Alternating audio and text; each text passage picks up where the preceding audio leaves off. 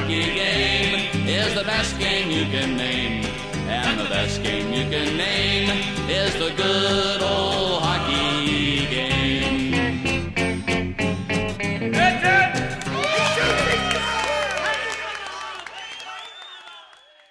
Hello everyone, and welcome to another edition of Sunday Morning Manager. I'm Sev. And I'm Happy Wiggle. Thanks for coming. And we're going to be covering something that is a little bit old, but we thought we'd get on it because the off-season is quickly approaching for the Toronto Maple Leafs, so we figured it would be a good subject to cover. And the topic is the article by one Mr. Damien Cox. Yes, apparently Mr. Cox thinks that Brian Burke needs to trade Phil Kessel because he is not, quote-unquote, the one. Yes, and the thing is, before we even get into the real nitty-gritty of this, let's be perfectly clear. Phil Kessel was not brought into Toronto to be the one. He was brought in because Toronto did not have a top three forward, and they needed one. And, Definitely. Okay, so let's cut this the one argument out right here and there. Now, as far as the rest of it goes, this is where it starts to get interesting. He brings up several arguments, each one more ridiculous than the last. Yes. You know, Damien Cox just reminds me of the fourth grade class clown who sits in the back of the class sticking pencils up his nose to get attention and a few laughs. Because every once in a while he comes out with something so laughably ridiculous that it just smacks of him trying to sell papers. Yeah, absolutely. I mean, let's start with the obvious one. They should trade Phil Kessel now because his stock is, as high as it's going to get. Therefore, they would get the most return on it. Okay, I have a question. When was the last time a player who was 5th in scoring and 4th in goals traded? You know what? The only one I can think of is Wayne Gretzky when he was traded to the Los Angeles Kings, and that was a move that residents of Edmonton were bitter about for years and years to come after that move. And it was, why? Financial. Remind me again how much money the Toronto Maple Leafs make? Richest franchise in hockey. So, I mean, it just doesn't make sense. Why would you trade him? And the argument is, well, you're going to get a high return. All right. Now, what team is going to take Phil Kessel? You're probably looking at a team that's within the top 10 or top 12 of the NHL. In other words, you're looking at a bottom end of the first round, in terms of a draft pick, and, what kind of roster players are you going to get back? Again, you're giving up a top 5 scorer. Yeah, I mean, this discussion seems to happen every time we get a good player in Toronto, even a moderately good player. We always get into let's trade him now that his value is high and just hit the reset button over and over and over. I mean, this happened with Mikhail Grabowski before he got his contract extension. This is now happening with Phil Kessel, and it's happened with every player in the last 20 years whose names weren't Sundin, Gilmore, and Clark. Yeah, and it's unbelievable, too, because these same people in the media will then turn around and complain that Toronto is doing nothing to culture a superstar. Well, how can they culture a superstar when you're constantly calling for them to be traded? I mean, this season, despite the fact that Toronto is missing the playoffs, has shown that Kessel can be a star player in the NHL. Toronto has a star player in the NHL. Matt Sundin never finished in the top 5 in scoring any of his seasons as a Maple Leaf. That's true, yet he's regarded as one of the best Maple Leafs ever. Yes.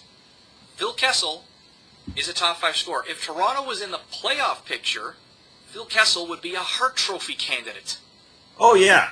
Oh, yeah, for sure. I mean, there would be none of this discussion if Toronto was in, 8th or 7th in the playoff race. Yeah, exactly. So, again, it just smacks, as you said, of a guy who's desperately trying to get attention. And, again, this is just the first part of his argument about Kessel's stock being high enough to trade so we get the most value right now. When you look at the next part of his argument in regards to Kessel's place on the team, it's even more insane because now he goes into, he's not a star player and he's not a franchise player because he's not a center. Well, again, no one ever made the argument that Phil Kessel was going to be the centerpiece of this team. Anyone who did wasn't thinking clearly because the center of a team is always going to be a center. Or unless you have, Dion Phaneuf as your captain. I mean, what Damien Cox seems to be trying to say is that Kessel is not captain material. Well, great, but he's not our captain. So not even the alternate captain. Exactly. He doesn't even wear any letters on his sweater. So, I mean, if you're trying to say he's not a leader, great, he's not a leader. But he sure can put those pucks in the net, and that's something the Leafs have been short on for years. Yeah, and Kessel was not brought in to be the captain of the team. He was brought in to add offense, and that's exactly what he's done. And no one ever made the argument that Kessel was the guy that they were going to build their entire franchise around.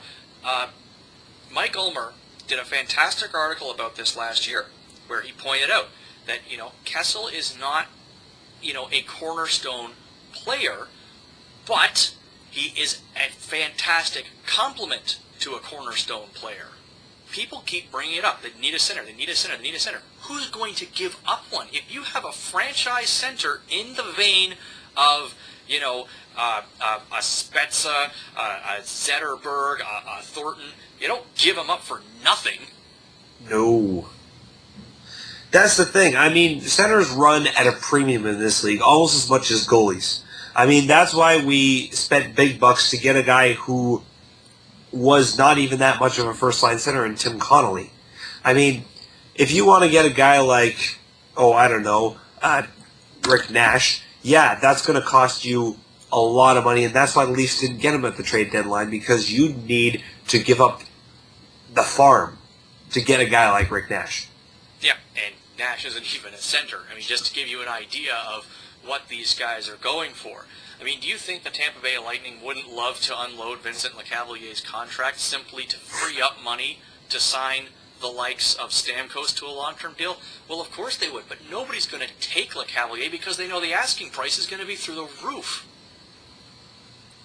So now we come to the third part of the article, and of course you have to throw a buzzword in. And the buzzword of the day is proactive. I love that word because it doesn't actually mean anything in the context of, anything. Proactive, being first out of the gate. Okay, what are you being first out of the gate for? Are you rebuilding? Are you retooling? What are you being proactive about? What's the logic here? What's the direction that you're going in?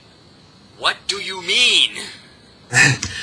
Well, that's one of the great things about Damien Cox and buzzwords that he and other journalists use, is that you throw out something out there like that to sound cool and new agey, and hopefully it distracts people from the fact that you don't really have any logic or argument behind it.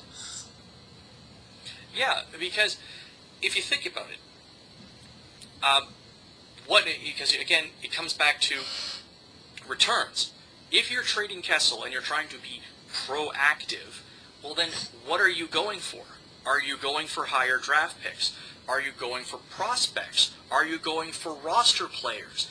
What is the direction you're going in if you're going to be proactive on something? Being first out of the gate on a major trade is fantastic if you have a specific direction, and this is not something that Cox actually clarifies. What is the direction?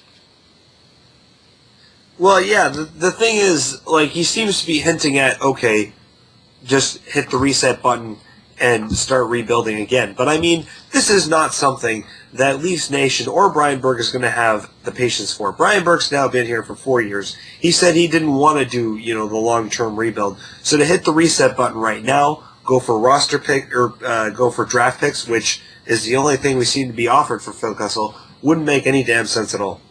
No, and he'd essentially be tendering his resignation, which again is the whole, the entire the whole subtext to this article seems to be directed straight at Burke and saying, "Hey, dude, just admit you were wrong, and that I'm smarter than you, and you should just trade Kessel and admit you were wrong, and then leave so that we can pick the GM that we want because we're the Toronto media and we know better." And you wonder why Brian Burke has all these wars with the media. Exactly. Well, that wraps it up for this week's edition of Sunday Morning Manager. We're prepping for the postseason. We're going to have our picks, and we're going to have a bit of fun with it, hopefully. And then we'll, of course, also be looking at off-season moves for not only the Leafs but other teams as part of the playoff gear-up and when things start rolling. So we look forward to seeing you then. Thanks for coming out. We'll see you next week.